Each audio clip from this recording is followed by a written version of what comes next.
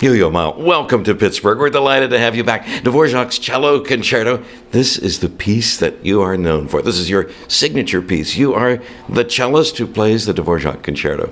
Well, let's put it this way. I am a cellist that plays a Dvorak Concerto. There are two, actually. And there's an earlier one. But he wrote this second one 6 months after he met a really great cellist in New York. His name was Victor Herbert, and he heard this virtuoso cellist play one of Herbert's compositions, and I think was really inspired by, oh, gee, the instrument can do all these different things. Let me try. And 6 months later, he had this cello concerto, which has become, just probably the best known cello piece for cello and orchestra. And you played it here on several occasions, including one famous night when it was a gala and the balloons went to the ceiling and they began popping, but nothing fazed you. Oh, I remember that. Yes, people were so proud of having these balloons, but I think the hot lights. It was televised, as I remember. Yes, and it's... It didn't stop in the editing. You'd never know. Great. The show must go on, right? It's good. That's a good thing. No, I have such a long history with the Pittsburgh Symphony and with this area, and I cannot tell you what joy it is to play with members of the orchestra that I grew up with. I went to school with some of them, and some I know some of their the parents of classmates, and it's a real joy to reconnect with Annie Williams, whom I've known for so many years, and the principal cello of the Pittsburgh Symphony, and I have to say, Pittsburgh deserves its reputation as one of the great cities to live in the United States. Well, you won a Grammy here with Lorin Maazel and the Tchaikovsky Rococo variations. Yes, that's why the Pittsburgh has become such a great city to live in. No, I'm kidding. And you know what? We played through the Dvorak Concerto this morning, and Manfred Honeck, the way he talked about the piece and rehearsed it, I tell you, I felt that I was hearing the piece for the first time. It was played with such love, such longing, such fervor, such drama. I could hardly believe it. When the horn solo came in, and he made this decrescendo into one of the most beautiful melodies. I think we were all of us. The whole orchestra, we were mesmerized, and it just went on from there. We got good work done, but I think the Pittsburgh Symphony is known for being a great orchestra amongst all musicians who say, they never play less than their best. And how good is that? It's great, no question. Yeah, what's the magic? What's in the water? It's the sports teams, of course. Well, in a long association with you, and then some of these people on the wall here, a piece of it all. Yeah, I think there's not only have they had great conductors, but I think there's an internal motivation of making music, of making creative music, and there are composers within the orchestra, there are people who make instruments, there are people who are artists, sculptors, and whatever. You have, this is actually, in many ways, it's not an orchestra replicating music. It's an orchestra that's actually to create music and performances every time they perform, and that's what makes for the magic. You mentioned one of your moments when Pittsburgh was the Elgar Cello Concerto for the British Festival with Andre Previn, and that was televised across the country on Previn in the Pittsburgh. Yes, I remember that, and it was actually one of my most favorite moments in playing with orchestras and being introduced to the way a really great musician can work. I was stupefied to see Andre conduct night after night British music with, all the Oliver Nussin and other people that came in. I think Annie played a triple concerto with Tippett. I think Michael Tippett, and the way that he could speak and the way that he could articulate intention in why British music, why do this now, why is that important, and its place in general culture and all of that. For me, it was a really big moment to say, gee, that's possible to do beyond my learning cello pieces. You mentioned some of these interesting things. Of course, you've had a long association with Mr. Rogers and Joanne Rogers. And have you seen the film that was just released? Wasn't Nicholas, your son, involved? He was involved in the PBS program. We saw him there. Well, he was, and this film was actually a really, it's such a moving film.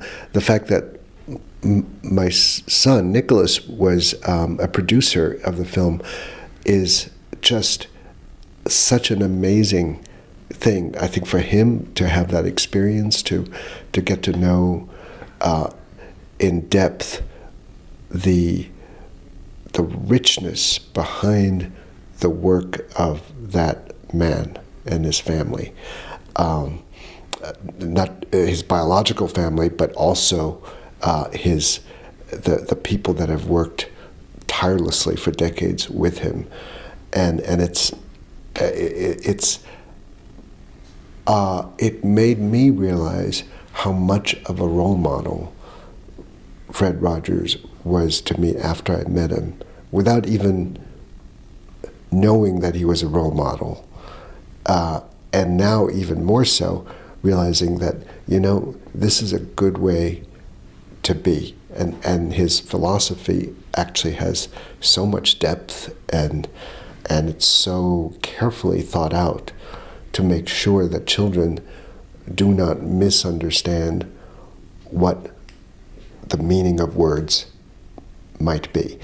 And the biggest story was, I think Nicholas came to me last year and said, so many people went to Mr. Rogers after crises, as recently as 9/11, as far back as when Robert Kennedy was assassinated, and to be able to say to children and families, what does that mean? What is assassination?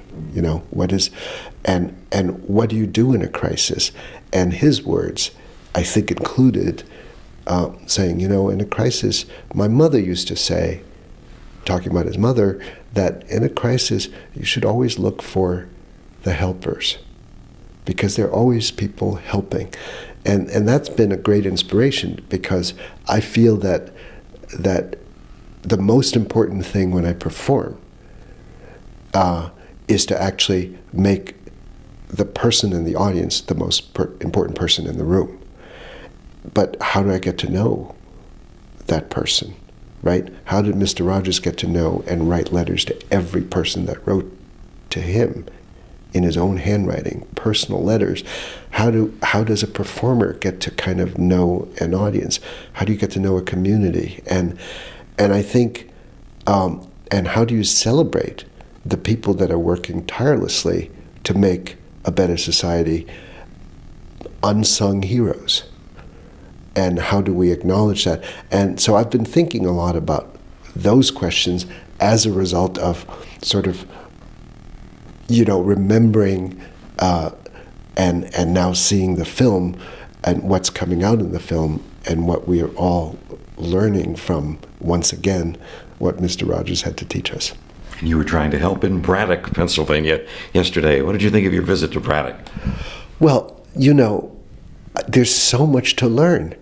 Before I heard, when I started reading about Braddock, before I even visited, and to know the history, this is partly the history of America, and from way early on, pre-Revolutionary War, but especially during the Industrial Revolution and the steel mills, and to see and how I think, in order to really know the history of our country, we need to explore what is happening in the communities.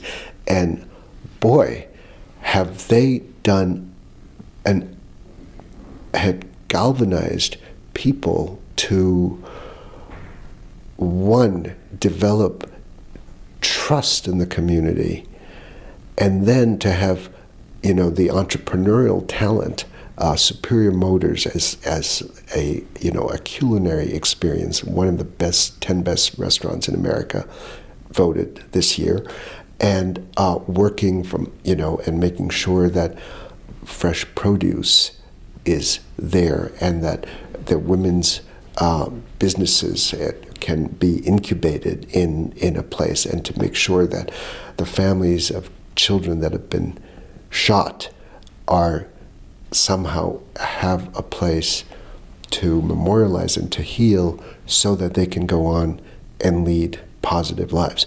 I mean, it's